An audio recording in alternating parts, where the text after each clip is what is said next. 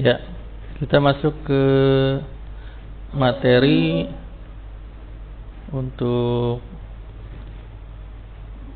sesi kali ini sesuai dengan tema yang sudah saya pilihkan sebagaimana di jadwal, mudah-mudahan tadi sudah disebutkan.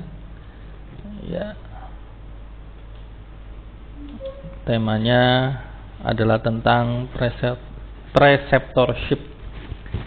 Istilah ini sebetulnya saya dapatkan dari panduan yang diterbitkan oleh PPSDM Kementerian Kesehatan. Jadi ternyata ketika saya mencari rujukan, salah satu rujukan yang bisa dijadikan referensi itu diterbitkan oleh PPSDM Kementerian Kesehatan. Hanya saja yang terbedakan adalah bahwa preceptorship di sini ditujukan untuk kalangan ranah keperawatan, D3 keperawatan, D3 atau D4 yang jelas keperawatan begitu ya, atau mungkin ada yang nurse juga. Nah, ini kemudian saya modifikasi dan jadilah kemudian ini saya siapkan preceptorship untuk ranah teknologi laboratorium medis. Yang sudah dipegang oleh Bapak Ibu sekalian itu satu dari sekian banyak rujukan yang saya kumpulkan dan mewakili lah paling tidak. Jadi nanti kalau misalnya ada hal-hal yang memang perlu diperluas, mungkin nanti bisa didiskusikan di luar forum ini untuk kita sama-sama membuka rujukan-rujukan yang lain. Ya, jadi nanti bisa dicocokkan saja bahwa apa yang saya tampilkan di tayangan-tayangan berikutnya ini itu terutama saya ambil dari satu rujukan itu, ya.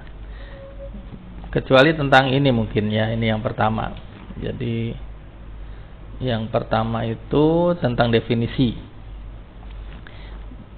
Ini definisi saya kumpulkan dari berbagai rujukan. Disebutkan oleh Kementerian Kesehatan bahwa clinical instructor, ya ini bahasa keren mungkin ya, bahasa trendinya. Jadi itu ditransliterasi ke bahasa Indonesia menjadi pembimbing klinis, ya, pembimbing klinis.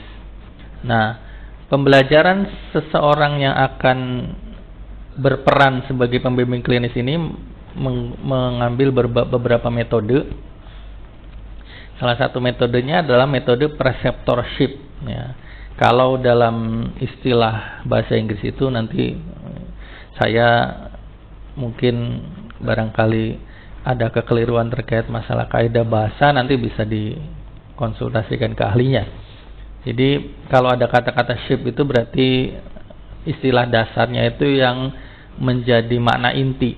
Jadi kalau preceptorship itu shipnya itu yang itu disematkan ke situ, hal-hal yang berkaitan dengan preceptor gitu ya. Nah, secara definisi bahwa preceptor itu merupakan personil yang berpengalaman dan kompeten. Ini harus diperhatikan, berpengalaman dan kompeten. Jadi tidak hanya sekedar pengalaman, tapi juga kompeten. Kemarin kami sempat diskusi di bidang akademik di institusi ini terkait dengan kedudukan profesional dan kompeten begitu. Nah, kalau ada saran dari salah satu pakar yang kita jadikan rujukan itu, kalau profesional itu mestinya sudah masuk kaidah kompeten di situ, gitu ya. Nah, meskipun ini kompeten di belakang gitu, tapi ya di era kekinian mestinya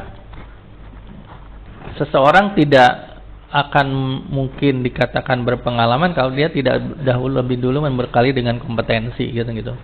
Jadi kompeten itu menjadi salah satu modal dasar dulu, kemudian dia akan jadi pengalaman. Meskipun kenyataannya di salah satu tahun akademik ya, pernah kita membuka satu angkatan itu untuk kelas karyawan gitu ya, kelas karyawan. Nah, saya mungkin di antara Bapak Ibu sekalian yang hadir di sini mungkin ada yang mengikuti itu ya, saya tidak ingat juga. Jadi saya baru memahami saat itu kenyataan bahwa terkait kompeten ini yang kemudian memang beberapa tahun yang lalu itu di Indonesia belum menjadi ranah yang banyak diperhatikan. Artinya karena keterbatasan sarana institusi pendidikan begitu kan, sementara kebutuhan banyak, akhirnya ya siapapun yang mampu bekerja di ranah tersebut begitu kan.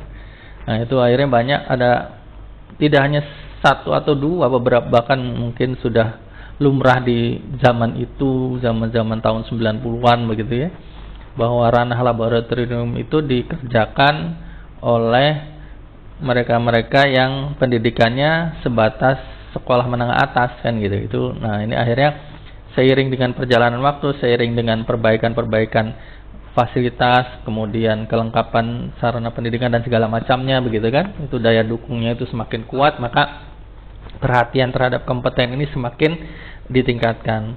Dulu angkatan-angkatan ini mungkin Bapak Ibu yang lulus sebelum berarti tahun berapa ya, 2017 mungkin ya, sebelum 2018 mungkin, sekitar itulah, kan belum dihadapkan pada kewajiban untuk mengikuti uji kompetensi kan gitu ya. Nah itu tapi tanpa uji kompetensi sudah dianggap kompeten karena telah dididik di sebuah institusi yang memang institusinya punya akreditasi gitu ya, misalnya gitu.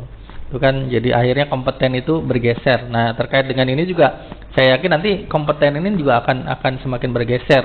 Contoh misalnya saat ini kan misalnya TLM baru disebut sebagai TLM saja gitu kan, teknologi laboratorium medik saja secara umum. Asal sudah teknologi laboratorium medik ya sudah, berarti dia ahli madya yang bisa melaksanakan berbagai pemeriksaan di suatu laboratorium kesehatan. Kompetensi ini saya yakin nanti akan berkembang nanti, bahwa misalnya ada TLM yang khusus konsentrasi kepada pemeriksaan darah, kompetensinya di kompetensi darah gitu kan. Ada TLM yang khusus kompetensi urin dan begitu seterusnya. Itu pasti berjalan ke sana, itu mengikuti seiring dengan tuntutan zaman, itu pasti akan berjalan itu ada masanya, kita pasti akan sampai pada masa itu. Nah, itu terkait dengan kompeten kurang lebih seperti itu. Jadi seseorang dianggap kompeten setelah melalui fase-fase yang memang diuji dia gitu kan, diuji. Nah, ketika dia sudah kompeten, maka tidaklah cukup dia dikatakan berpengalaman gitu kan, kalau dia tidak memanfaatkan kompetensinya pada ranah yang sesuai gitu kan. Nah, ini kemarin juga sempat jadi pembicaraan gitu kan, dan ya tidak hanya di sini sebenarnya, di berbagai negara, tidak hanya di Indonesia gitu kan, bahwa yang namanya bekerja tuh ya tidaklah mesti menjadi sesuatu yang kemutlakan. Karena Anda lulusan D3 TLM, maka Anda harus bekerja di laboratorium sebagai operator misalnya, kan tidak seperti itu. Nah, maksudnya di sini terkait dengan reseptor di sini, seseorang misalnya yang kompetensinya sebagai teknologi laboratorium medik, maka dikatakan dia masuk kategori pengalaman itu ketika ya memang dia sehari-hari melaksanakan tugas, berdinas, melakukan pemeriksaan di laboratorium kesehatan yang sesuai dengan definisinya, begitu kan. Bisa juga mungkin laboratorium itu dimodifikasi tidak langsung melayani klien, tapi terkait dengan produksi, misalnya produksi apapun, misalnya produksi farmasi kah, produksi makanan. Yang penting laboratorium itu bagian dari secara tidak langsung terkait dengan kesehatan kan begitu. Nah, ini mereka-mereka yang menjalankan ini yang kemudian dianggap sebagai berpengalaman dan kompeten. Berbeda halnya ketika misalnya, nah ini terjadi kan, ini sering terjadi. Saya juga punya banyak sejawat yang seperti itu, kolega yang seperti itu, bahwa latar belakangnya teknologi laboratorium medik, tapi pekerjaannya adalah jualan alat kesehatan begitu kan. Nah, itu bukan seperti itu preseptor begitu kan. Bahwa preseptor itu selain dia kompeten, tapi pengalamannya juga di bidang yang sesuai kompetensinya. Yang kemudian dua kaidah ini yang masuk dalam satu seseorang, yang itu kemudian dia disebut sebagai preseptor. Nah, di sisi lain, pengalaman dan kompeten inilah kemudian ada tujuan. Jadi bagaimana dia disebut sebagai preseptor itu ketika dengan pengalaman dan kompetensinya dia punya tuntutan, punya tanggung jawab untuk mengedukasi orang lain, personil lain, untuk mentransfer keahlian terkait keahlian teknis yang berhubungan dengan pemeriksaan lah, pra-analitik, analitik, post-analitik, begitu kan, keahlian teknis. Kemudian terkait dengan intelektual itu artinya kan pengetahuan yang menunjang hal-hal teknis tersebut, gitu kan, pengetahuan yang menunjang hal teknis tersebut, tidak secara langsung terkait hal teknis, tapi dia punya pengaruh, punya dampak. Kalau kita si personel tersebut tidak mengetahui hal-hal tersebut, akan berpengaruh pada kinerja teknisnya, begitu. Dan yang ketiga, ini yang sekarang juga sedang digalakkan di dalam standar profesi juga, ini ada terkait dengan keahlian interpersonal, bahwa kita makhluk sosial tidak mungkin bekerja sendiri, kan gitu. Meskipun ada kalanya, misalnya saya beberapa kali sampaikan ke teman-teman mahasiswa juga, bahwa ya karena situasi dan kondisi di negeri kita, gitu kan, bahwa dalam satu siklus dinas itu mungkin kita akan bekerja sendirian, gitu, tidak ada orang lain. Mungkin bahasa kekiniannya single fighter, gitu ya, bekerja sendirian. Tapi meskipun saat siklus dinas bekerja sendirian, tapi kan dia akan bertemu dengan rekan kerja yang lain sebelum atau setelahnya, kan gitu kan. Kalau bahkan dalam kondisi-kondisi tertentu dia bisa jadi tidak bekerja sendirian. Nah, interpersonal ini bisa saja interpersonal di dalam laboratorium tersebut, atau maupun interpersonal antar area, kan gitu. Misalnya Bapak Ibu sekalian kan bekerja di sebuah institusi yang bukan dimiliki sendiri, gitu kan, entah itu milik pemerintah, entah itu milik swasta, itu kan jelas ada orang lain di situ, ada pemilik lah, ada direksi, staff manajemen, kemudian unit kerja yang lain dan segala macam. Itu personil yang pasti akan berinteraksi di situ. Nah, disinilah yang kemudian tugas seorang preseptor itu dengan pengalamannya dan dengan kompetensinya mampu mentransfer kepada personil lain yang memang dihadirkan di hadapannya untuk bisa punya keahlian teknis yang setara, punya keahlian intelektual yang setara, dan punya keahlian interpersonal yang setara. Ini batasannya, bahwa seseorang disebut sebagai preseptor ketika dia sudah punya pengalaman, dia sudah punya kompetensi dan pengalaman sesuai bidangnya. Kemudian dia dituntut punya tanggung jawab untuk mengedukasi orang lain terkait dengan keahlian teknis, keahlian intelektual, dan keahlian interpersonal. Ya, mudah-mudahan ini bisa dipahami sebagai definisi. Mungkin ketika bicara apa yang disampaikan terkait dengan pandangan-pandangan siapapun gitu, pakar manapun, tentu kan saling melengkapi, gitu ya. Ini tidak ada aksioma ketika bicara ranah keilmuan seperti ini, gitu kan. Ini salah satu sudut pandang. Ada mungkin nanti sudut pandang yang lain mendefinisikan perseptor dengan yang sedikit berbeda, tapi secara dasar kurang lebih seperti itu.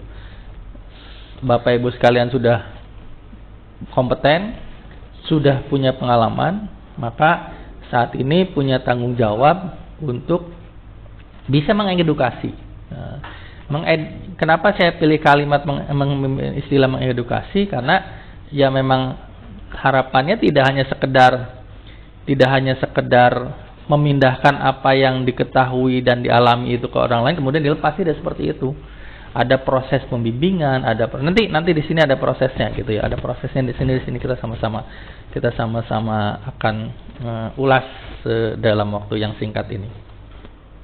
Ya, berikutnya bisa dilihat ya. Kalau yang slide yang ini belum secara langsung, secara tegas tertulis di materi yang dipegang oleh Bapak Ibu sekalian. Nah, bisa dilihat. Nah, yang berikutnya ini saya ambil dari materi yang dipegang Bapak Ibu sekalian, bisa dibuka di situ, bisa sambil dicocokkan. Barangkali saya juga keliru. Ya, barangkali saya keliru. Ya, Dok, itu buat jenisnya tuh di mana, Dok?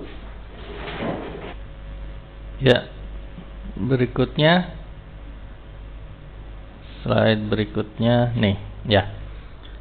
Jadi dengan definisi tersebut, begitu ya, dengan definisi tersebut, maka kalau dalam hal mengedukasi itu salah satu aspek yang menjadi perhatian juga adalah ranah pembelajarannya.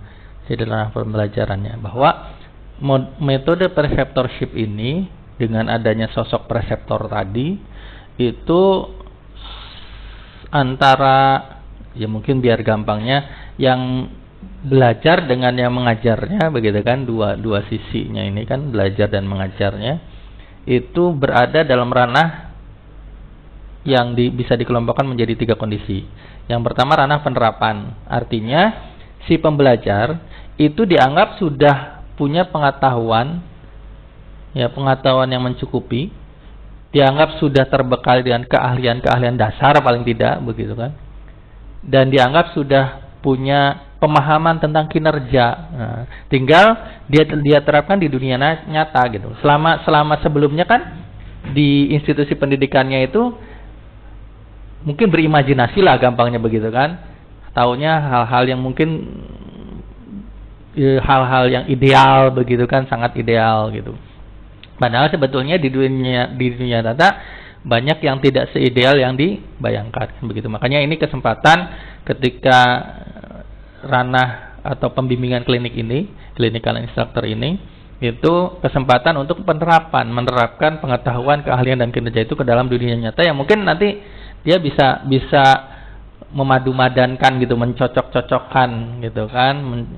Ini sebetulnya ada miss di mana, ada pergeseran di mana, ada perbedaan di mana, seperti itu. Itu yang kesempatan itu yang dimanfaatkan dengan sebaik-baiknya melalui proses pembelajaran preceptorship ini. Aspek kedua, ranah keduanya adalah ranah pengembangan.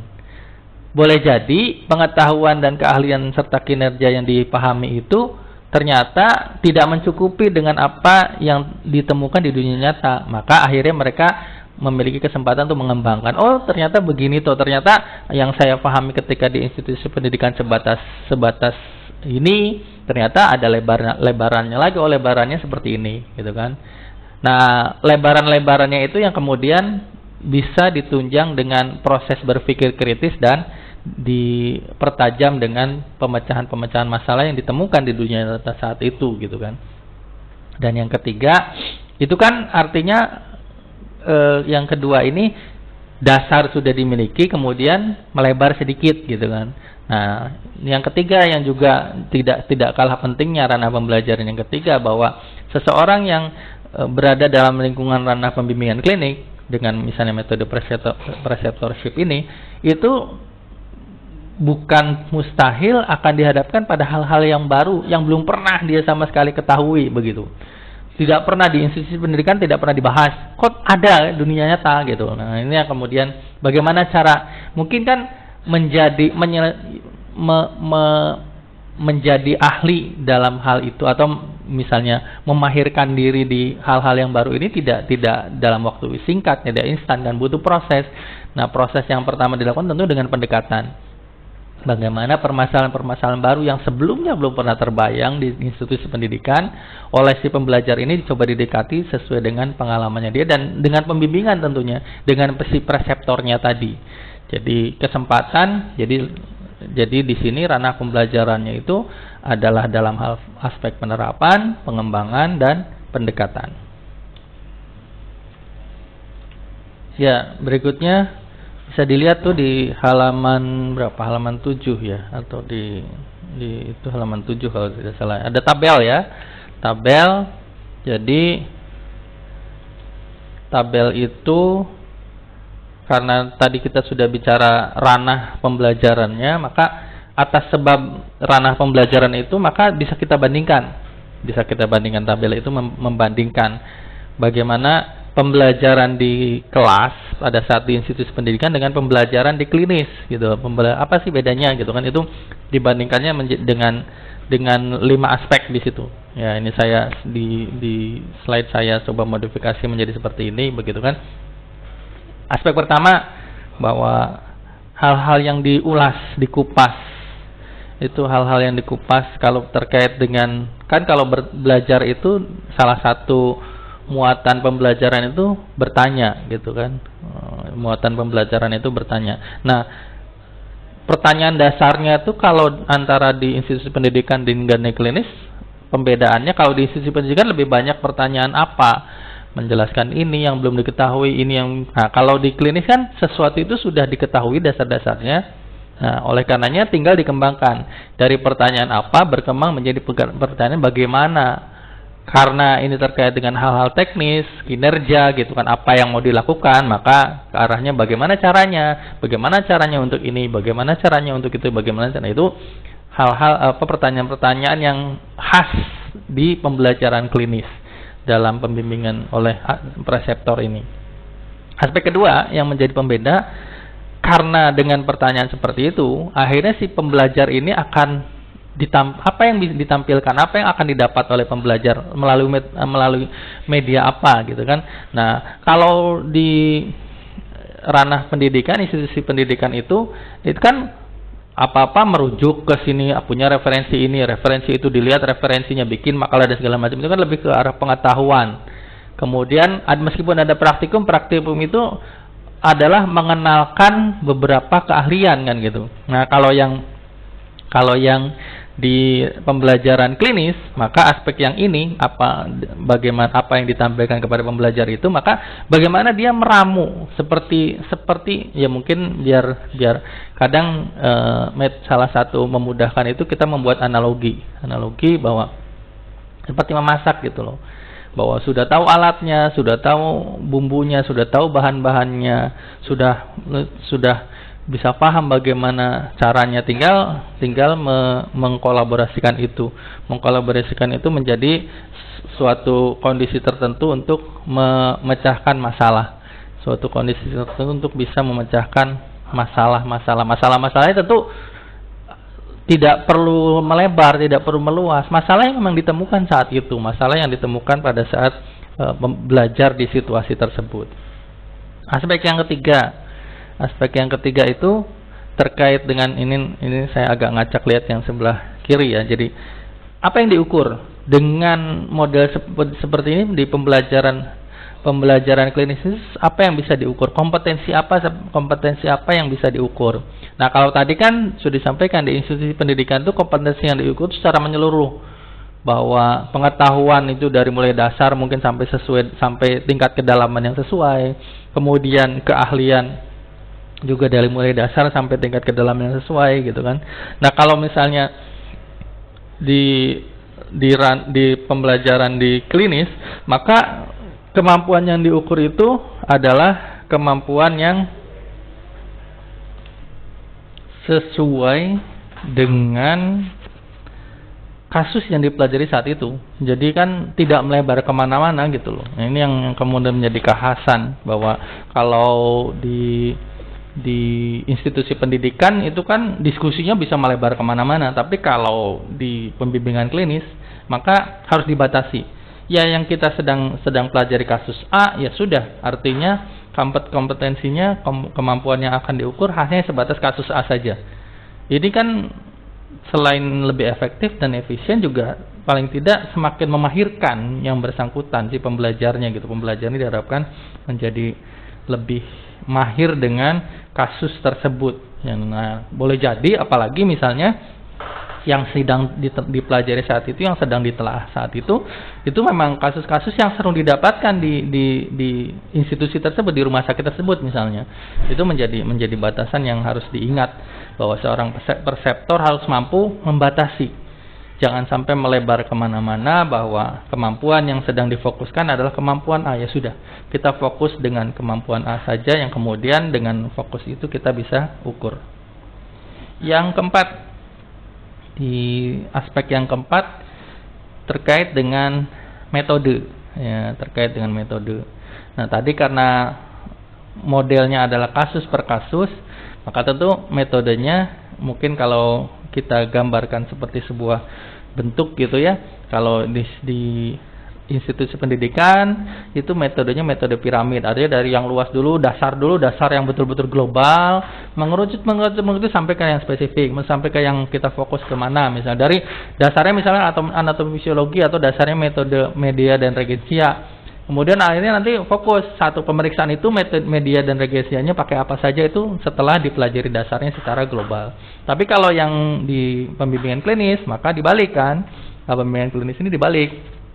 Karena yang dihadapi kasus itu ya sudah mulai dari kasus itu dulu dan betul-betul dari yang spesifik kalau bisa. Artinya kita fokus ke peranalitik dulu nih, misalnya dari kasus ini peranalitiknya apa sih yang harus diperhatikan, misalnya seperti itu. Peranalitiknya sudah, jangan membebani dengan hal-hal yang melebar kemana-mana, bahkan semakin memperparah. Jadi semakin menjauhkan si pembelajar dari kompetensi yang diharapkan gitu ya. Itu jangan. Jadi sekarang kita fokus bagaimana mengamati, menelaah, memahirkan pengelolaan praanalitik pada kasus A. Misalnya pengelolaan praanalitik pada pemeriksaan kasus A. Nah, ini itu yang menjadi fokus secara spesifik. Namanya belajar itu kan memang butuh waktu dan tidak cukup sekali. Itu kan kembali ke personil. Misalnya Bapak Ibu sekalian dihadapkan pada pembelajar yang berbeda-beda karakternya, kan tidak hanya satu orang, beberapa orang. Kan kita tidak bisa menyamakan, ada yang kemampuannya cepat tangkap, ada yang kemampuannya butuh diulang dan segala macam. Itu harus benar-benar disesuaikan. Jangan sampai waktu yang terbatas itu ya akhirnya semuanya bujar semua. Dari 3 orang yang dibimbing, satu pun tidak ada yang mumpuni, katakan misalnya begitu. Itu kan menjadi tidak efisien akhirnya. Aspek yang kelima, aspek yang terakhir di sini disebutkan sebagai pembeda antara pembelajaran di institusi pendidikan dengan pembelajaran di area klinis tentu adalah bahwa cara yang disampaikan itu kalau di institusi pendidikan itu kan ya dengan memanfaatkan papan tulis, media-media seperti ini misalnya, itu kan ada slide, ada apa begitu, atau mungkin tayangan audiovisual. Tapi kan itu akhirnya si pembelajar sebatas berimajinasi. Tapi kalau di klinis itu betul-betul ya dihadapi dunia nyatanya. Ketika bicara pemeriksaan A, pengujian A, misalnya pemeriksaan hemoglobin, metode cyanmed umpamanya. Ya sudah, itu benar-benar tidak berimajinasi. Cyanmed yang saya gunakan adalah metode cyanmed dengan alat A. Saya tidak bicara metode cyanmed dengan alat yang lain. Misalnya kalaupun di institusi pendidikan mereka sudah praktek cyanmed, tapi kan alatnya bisa jadi berbeda. Nah, ini yang kemudian tidak boleh dilupakan, bahwa khasnya pembelajaran klinik itu bahwa itu dipelajari langsung pada alat yang bersangkutan dan itu lebih fokus. Ya. Berikutnya kita lihat slide saya buat. Ya, berikutnya. Ya, itu sengaja saya pilih gambar itu, gitu ya. Lihat di halaman 11 mungkin. Oh enggak, bukan. Kita langsung loncat ke halaman 13. Ada di situ bahwa jadi di modul ini tuh mengumpulkan berbagai kekhawatiran para calon preseptor gitu ya, seperti Bapak Ibu sekalian. Nah, kekhawatiran itu salah satunya kepercayaan diri. Dengan dalam yang di benaknya itu yang berputar-putar, masa saya harus ngajari gitu ya. Bisa apa sih saya nggak pede misalnya seperti itu ya. Ya itu kalau saya kan bukan ahli, ada yang ada yang ahlinya, masa harus saya ngajari misalnya gitu. Nah, ini yang kemudian menjadi kekhawatiran yang ya diupayakan untuk disingkirkan. Seorang preseptor harus mampu membangkitkan kepercayaan diri sehingga dia betul-betul bisa memanfaatkan waktu sebaik-baiknya, proses pembelajaran klinisnya bisa berhasil dengan maksimal, kan harapannya begitu. Tidak bisa semua diserahkan pada satu orang. Misalnya di rumah sakit ada, misalnya di laboratorium ada dokter PK kan, misalnya semua dokter PK yang ada, nggak bisa kan, nggak bisa seperti itu berbagi, karena kasihan kan, pembelajar sudah diberi kesempatan untuk menimba ilmu di situ, di klinis itu, tapi kesempatan itu tidak dimanfaatkan secara efektif dan efisien. Salah satu modalnya adalah kepercayaan diri. Nah, bagaimana di sini? Bagaimana caranya biar ya tadi menghilangkan kekhawatiran saya bukan ahli, masa saya belajar, masa saya ngajari bisa apa? Nanti jangan-jangan yang diajarinya salah misalnya gitu. Banyak kekhawatiran seperti itu, kecemasan seperti itu. Ya ini saya cuman menyampaikan beberapa ya. Artinya nama ikhtiar kembali ke masing-masing. Namanya cara itu Bapak Ibu sekalian pasti punya tip dan trik sendiri. Nah, itu sudah disebutkan di situ ya. Jadi yang pertama di situ ada 5 misalnya yang saya coba kemukakan yang paling tidak bisa membantu untuk membangkitkan kepercayaan diri seseorang yang akan menjadi perseptor. Yang pertama bahwa harus diyakini bahwa kita punya masa bekerja di ranah itu lebih banyak dibanding si pembelajar. Pembelajar ini kan boleh jadi baru dia sama sekali, baru masuk ke situ. Mungkin dia sudah pernah di rumah sakit lain, tapi kan di rumah sakit itu belum pernah, misalnya seperti itu. Nah, ini waktu. Jadi bicara durasi waktu, kita lebih banyak. Masa kita yang lebih duluan tidak bisa menyampaikan apa yang sudah lebih dulu diketahui, kan begitu, seperti itu. Yang kedua, boleh jadi dari sisi usia si pembelajar dengan preseptornya itu tentu lebih senior preseptor kan, itu juga menjadi modal. Bagaimanapun juga sehebat-hebatnya pembelajar kalau sudah bisa berhadapan, ini kan beruntungnya kita ya, adat ketimuran begitu kan, adat ketimuran bahwa bagaimana kita mampu untuk menempatkan diri yang muda kepada yang tua gitu kan, itu bagaimana bisa menghormati, saling menghormati seperti itu. Jadi ini usia menjadi salah satu upaya kita pendekatan untuk semakin meningkatkan kepercayaan diri. Dan yang ketiga tadi selain durasi waktu, karena kita sudah lebih dulu dan lebih lama, tentu kita lebih kenal situasi kondisi termasuk alatnya, alat ini seperti apa, di mana ngadatnya gitu kan, gimana itu kan, indikasi-indikasi itu bisa lebih difahami dibanding si pembelajar yang malah belum pernah megang sama sekali kan begitu. Itu pengenalan tidak hanya pengenalan tadi kan 3 ya, jangan lupa ya, bahwa teknis juga, intelektual juga, dan interpersonal, termasuk pengenalan dengan sekitar kan, bahwa kita lebih kenal area kanan kiri dan segala macam. Itu juga menjadi modal bahwa si pembelajar ini juga hal itu belum memahami itu gitu. Kemudian yang ketiga, penggunaan itu juga, penggunaan alat juga kan seharusnya bisa semakin meyakinkan preseptor bahwa iya nih, saya yakin saya bisa mentransfer mengedukasi apa yang memang sudah saya gunakan selama ini. Dan yang terakhir, yang kelima, meskipun katakan misalnya di laboratorium itu ada 5 ATLM umpamanya gitu, 5 ATLM saling berkolaborasi. Boleh jadi satu dengan yang lainnya pada suatu alat itu punya trik dan trik yang berbeda. Ini terjadi loh. Gitu kan. Saya punya kebiasaan kalau seperti ini mulainya dari sini, dan itu menjadi ya itu alam. Inilah dunia kita, bahwa bagaimanapun juga ada faktor-faktor X yang tidak bisa kita petakan secara ilmiah gitu kan. Itu ilmiah dengan kekuatan manusia yang terbatas begitu ya. Itu yang kemudian mau tidak mau ya menjadi tip dan trik masing-masing. Nah, ini yang kemudian ya silahkan dikembalikan. Si perseptor bisa berbagi atau memang ya jangan sampai tip dan triknya itu justru menjerumuskan. Nah, itu yang harus hati-hati gitu kan. Boleh jadi tip dan trik saya tidak berlaku untuk si A si B yang lain gitu. Bisa jadi seperti itu pada suatu alat yang sama. Ini juga harus menjadi hal yang harus diperhatikan. Jangan sampai tadi kan niatnya mengedukasi malah menyerumuskan. Nauzubillah, itu kan bukan harapan. Tapi bagaimanapun tetaplah upaya kita, namanya ikhtiar manusia begitu, ikhtiar manusia yang harus tetap selalu dikedepankan dengan ya inilah ikhtiar, tawakal gitu kan, ininya fasenya begitu, berupaya. Ya, berikutnya. Nah, modul ini juga memberikan tuntunan gitu kan. Lihat di halaman 14-nya itu ya, halaman 14-nya. Meskipun kita sudah percaya diri, tapi tidak dengan serta-merta kan percaya diri itu perlu, tapi kelebihan percaya diri takabur itu yang nggak boleh kan. Jadi percaya dirinya terlalu berlebihan nggak boleh lah. Tetap ada batas bertanggung jawab. Mungkin kalau bahasa kekinian kerennya kan overconfidence gitu ya. Jadi percaya diri tapi kelebihan, kelewatan gitu kan. Sesuatu yang kelewatan itu kan ya tidak baik apapun bentuknya gitu kan.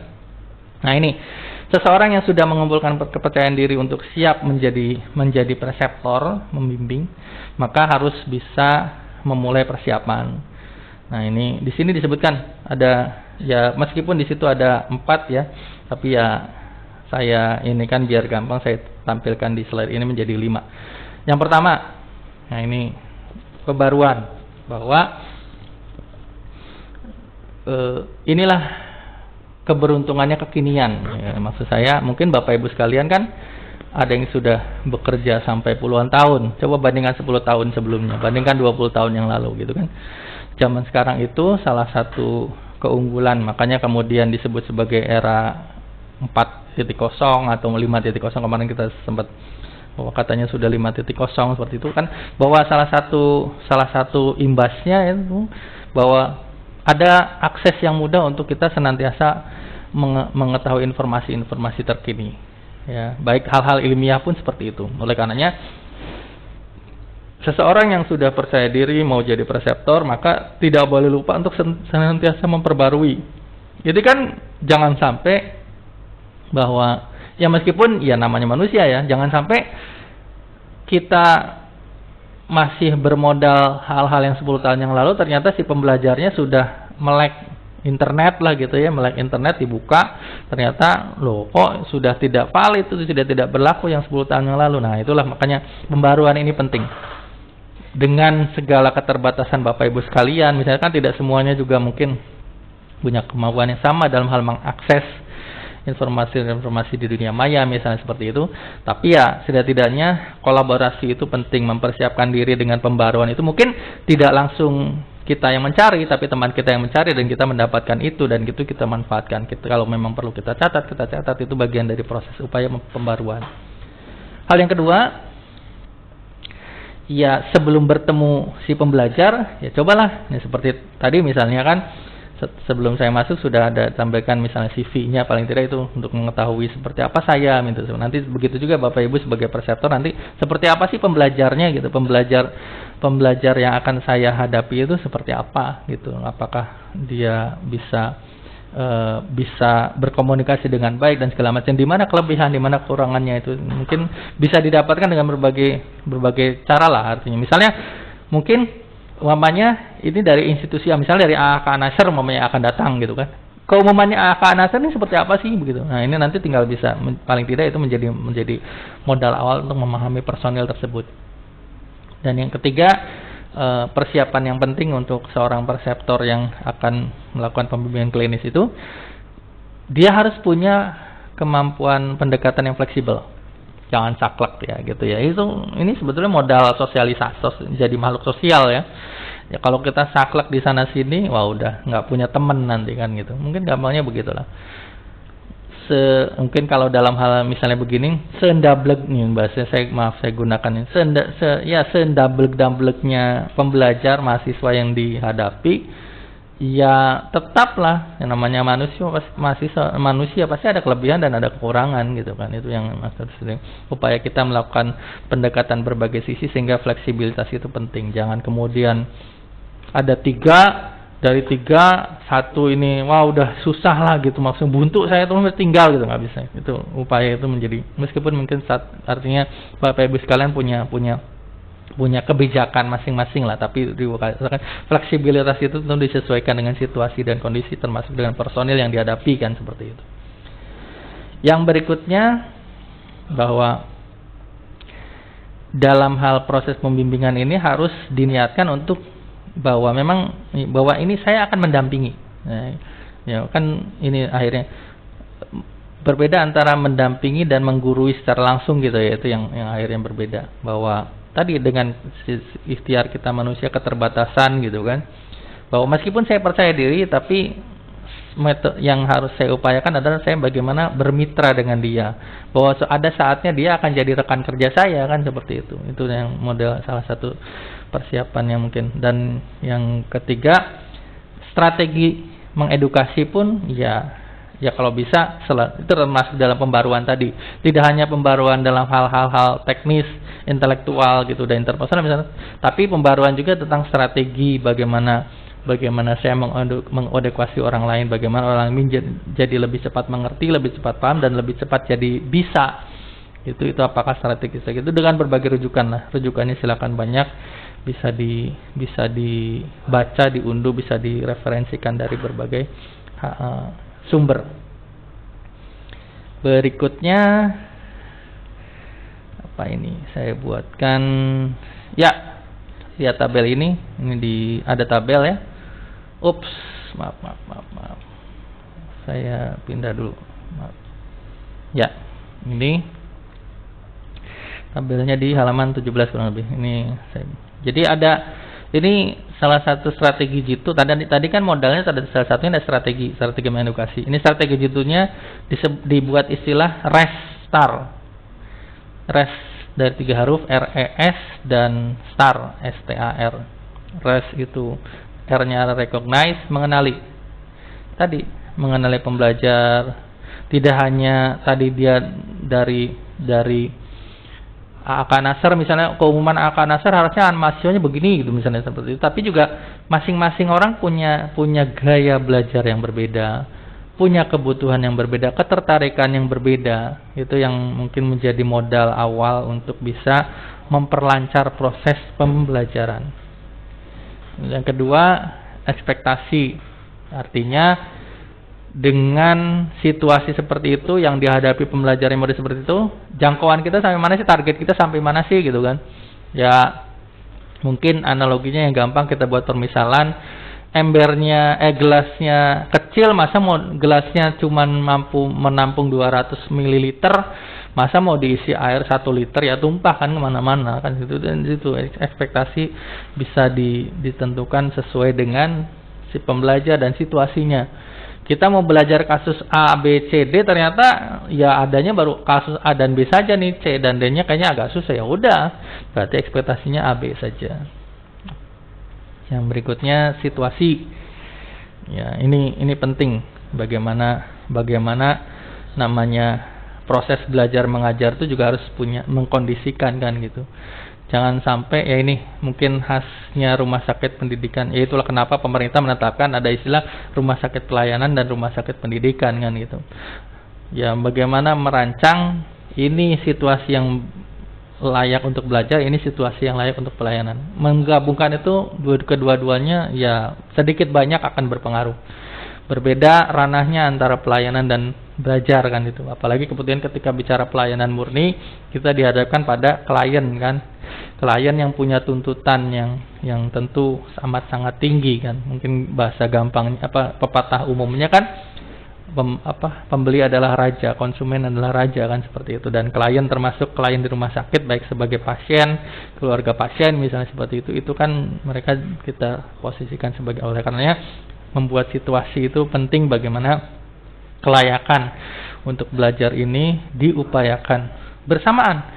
Artinya tidak hanya si perseptornya, si pembimbingnya, juga yang dibimbingnya, si pembelajarnya.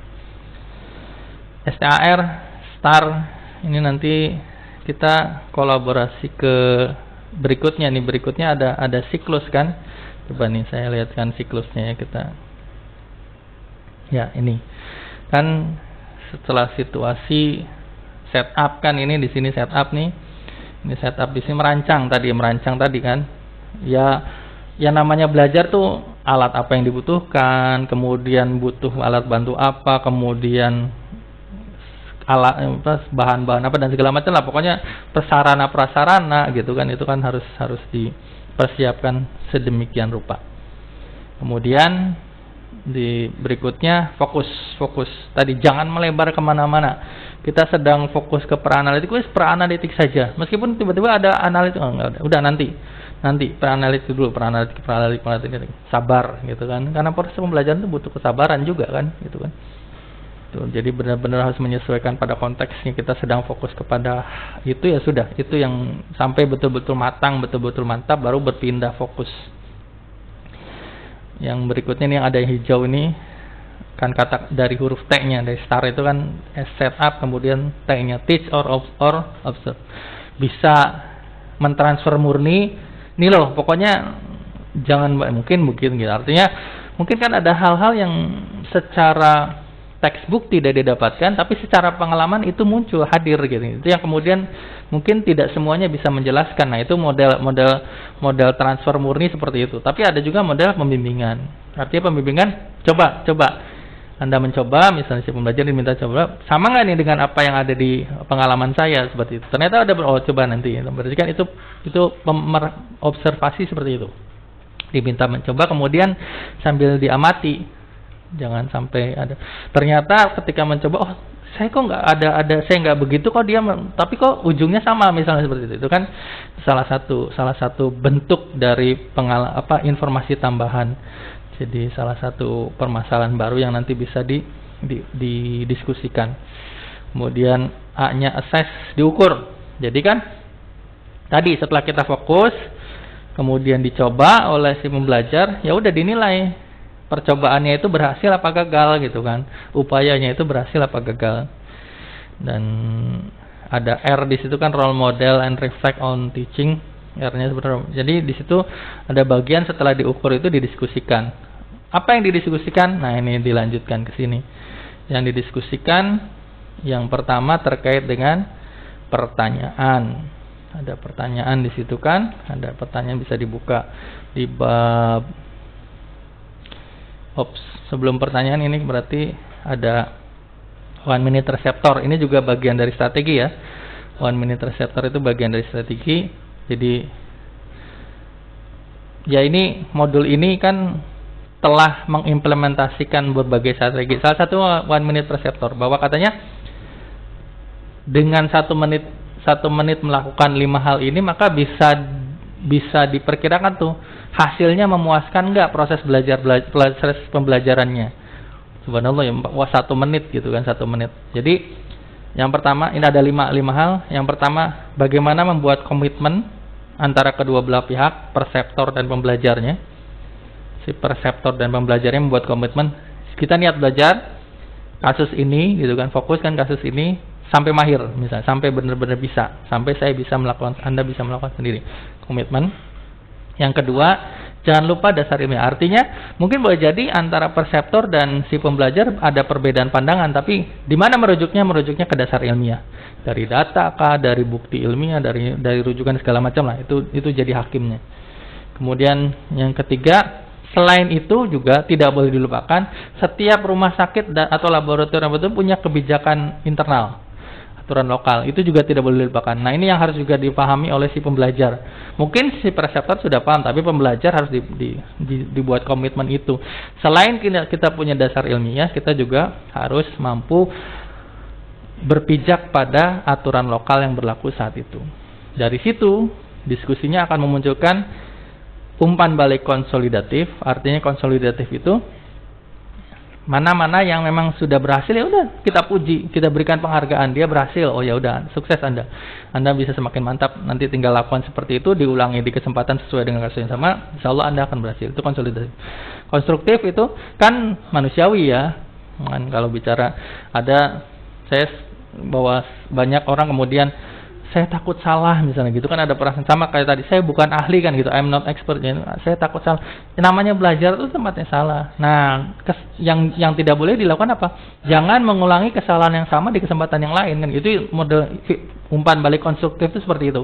Kita petakan mana-mana yang kurang, mana-mana yang masih keliru, ya sudah, itu yang kemudian kita perbaiki sehingga di kesempatan berikutnya itu menjadi lebih baik. Meskipun mungkin tidak sampai 0, tapi paling tidak diminimalisir, gitu ya, diminimalisir. Ya, salah satu bagian dari diskusi tentu ada pertanyaan di situ. Model pertanyaan itu ada 3 disebutkan di situ ya, ada 3. Konvergen itu mengerucut kan, mengerucut tuh ya. Tadi pertanyaan itu contoh, misalnya hemoglobin metode Sianmet.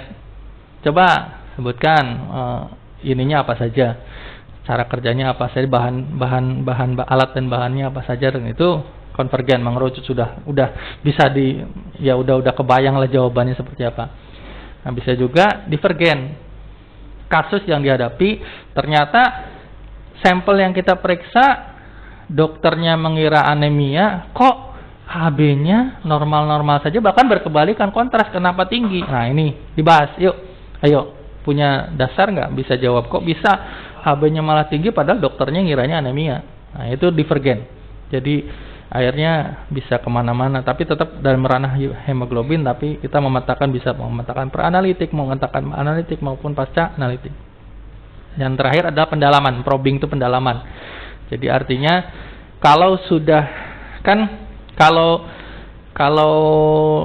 divergen itu akhirnya seperti memecahkan masalah tadi ya, contoh situasi kasus seperti itu. Bagaimana kok pemeriksaan hemoglobin kita kontradiktif dengan perkiraan dokter misalnya seperti itu. Nah, akar masalahnya di mana? Setelah didapat akar masalahnya, didalami. Kok bisa akar masalah ini kita luput ya? Kenapa bisa luput? Atau di mana nih kita misalnya seperti itu? Itu pendalaman seperti itu. Jadi, nah di sini dalam pendalaman ada istilah HOTS, High Order Thing, High Order. Jadi bagaimana kita melakukan telaah dengan berpikir kritis tingkat tinggi gitu ya, di situ seperti itu. Ternyata Kemendikbud juga punya panduan, nanti kapan-kapan lah, itu panduan yang lumayan lengkap di situ bagaimana pembelajaran HOTS ini. Jadi pembelajaran berpikir kritis tingkat tinggi. Saya jadi lupa ya, High Order Thinking, S-nya apa ya? Nanti barang ada yang ingat Bapak Ibu sekalian, yuk. Ya, berikutnya ini terkait dengan umpan balik. Nah, ini ada saya buatkan di situ, bisa dilihat. Maaf, umpan balik bisa dilihat di halaman adalah bab 7 ya, bab 6 bab 7. Lihat di situ ya. Nah, ini saya wujudkan dalam sebuah gambar seperti ini. Ada 7 tahapan. Tahapan yang pertama untuk menyimak. Jadi saat sebelum kita memberikan umpan balik, sebetulnya kita menilai sebagai preseptor, menilai hasil kerja pembelajar kan gitu. Sebelum dinilai, disimak dulu komentar dia disuruh komentar. Coba sudah selesai, coba Anda komentar sekarang, kira-kira gimana hasil kerjanya tadi. Nah, itu si pembelajarnya disuruh komentar, kita simak. Nah, setelah disimak, nah itu kan penyimakan itu untuk bahwa ini si pembelajar ini perhatian nggak sih gitu dalam setiap stepnya tuh, memahami nggak, punya pemahaman yang kuat nggak gitu. Kita menilai seperti itu. Dan setelah disimak itu, maka kita apa yang tadi kita mau sampaikan, misalnya sebelum disimak pengen misalnya mengoreksi banyak, akhirnya kan jadi menyesuaikan. Tidak banyak yang ternyata dia punya dasar tuh, ternyata saya malah gitu. Tapi kan kita tidak menunjukkan ternyata dia di fase ini ada dasarnya, kalau belum tahu misalnya, tidak menunjukkan itu. Jadi menyesuaikan apa yang akan disampaikan itu, menyesuaikan. Nah, itu kemudian dari penyampaian itu kita pilih mana yang sudah baik, bilang baik ya, mana yang sudah baik itu bilang baik, ditentukan mana yang sudah baik dia bilang baik. Kemudian karena ini prosesnya belajar kan, itu apalagi misalnya ketika itu dikerjakan baru kali pertama. Nah, fase keempat, maka tahap keempat adalah yang seperti itu ya coba dipertahankan kalau bisa semakin. Kalau misalnya tadinya itu butuh waktu 15 menit, gimana caranya kalau 5 menit harus bisa lah.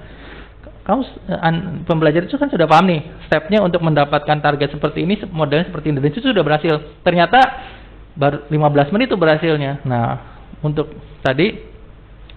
yang aspek itu gimana caranya untuk kasus berikutnya dengan kasus yang mirip berikutnya, yang semirip itu kita fokuskan yang sama gitu, tapi lebih efisien waktunya, misalnya seperti itu.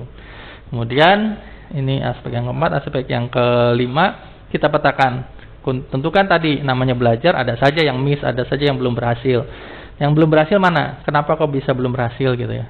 Apa di mana kekurangannya, mana yang harus diperbaiki? Nah, yang keenam, ya karena ini kolaborasi, bahwa yang dikerjakan itu tentu pemeriksaan sesungguhnya kan, artinya pemeriksaan yang nanti akan hasilnya akan dipertimbangkan dokter untuk mengelola pasien misalnya seperti itu. Tentu kita bikin batasan-batasan bahwa oh ternyata di sini Anda sering miss nih, sering keliru. Ya udah, ini hati-hati di sini ya. Artinya kalau sudah sampai ini, sampai informasi ke saya, beritahu saya, nanti saya akan bimbing Anda misalnya seperti itu. Jadi bikin aturan seperti mana yang boleh dan mana yang tidak, mana yang berhenti, mana yang lanjut dan segala macam. Bikin aturan sesuai dengan situasinya pada kasus yang sama. Sekali lagi pada kasus yang sama.